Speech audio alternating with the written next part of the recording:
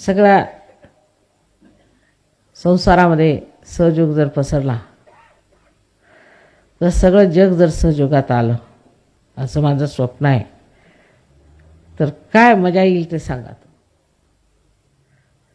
किती मजा येईल आपल्याला ते सांगा, किती आनंद होईल आपल्याला ते सांगा.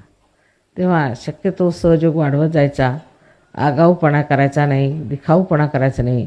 हृदयापासून मनापासून भक्तिभावाने सहयोग वाढवायचा.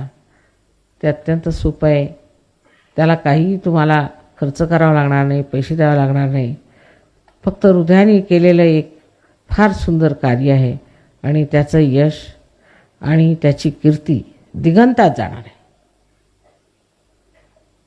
परमेश्वर तुम्हा सर्वांना आशीर्वाद देतो.